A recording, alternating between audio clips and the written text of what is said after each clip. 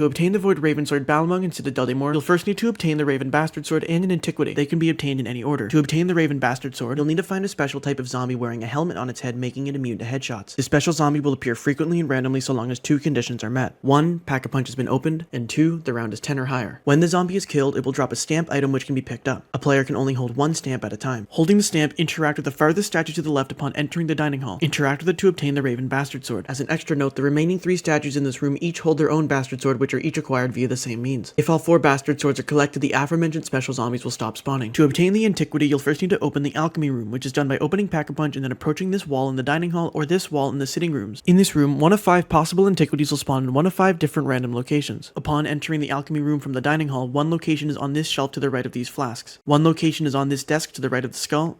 1 location is on this shelf here. And the last 2 locations are on these bookshelves, 1 here and 1 here.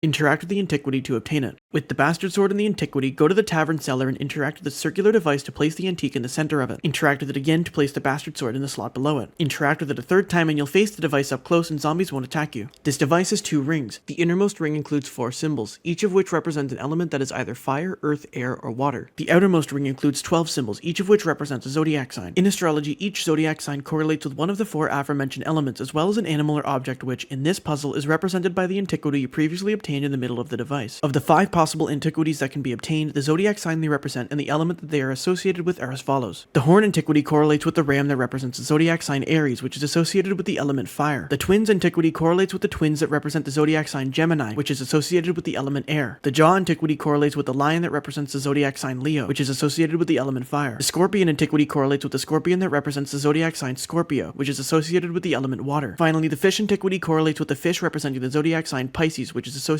with the element water. To solve the puzzle, you'll need to A. Rotate the outermost circle so that the zodiac sign that the Antiquity represents is in this location, and B. Rotate the innermost circle so that the element symbol associated with the zodiac sign that the Antiquity represents is in this location. When the puzzle is solved, a purple portal will appear on the ground in the tavern cellar. Furthermore, purple orbs will continuously spawn from the circular device that levitate and follow the player. The purple orbs that follow the player can be damaged by the player, and when they receive enough damage, they will disappear. Furthermore, if a player makes contact with the orb, it will explode and disappear, damaging the player. When a purple orb is above a purple portal, the orb will sink into the portal. You'll need to lure 3 orbs in total so that 3 orbs sink into the portal. When this is done, the purple portal will turn into a smaller purple orb and move to a new location, creating a new purple portal where it stops. Repeat the process of luring 3 purple orbs into the purple portal 3 times, and the smaller purple orb will float back to the circular device which it will collide with. Then interact with the device and a large purple portal will appear underneath it. The Bastard Sword will float out of the device and sink into the portal. Shortly after, the Balmung will levitate out of the portal. Interact with it to pick it up. When using the shoot button, the Balmung will slash up to 2 enemies at a time in front of the player. Using the aim button will parry incoming attacks and stun zombies directly in front of you. After 25 kills with the Balmung, it will become visibly charged and make an initial cawing sound and glow brighter than usual. In this state, when pressing the shoot and aim button at the same time, a portal will appear in front of the player, killing nearby zombies and discharging the sword once finished.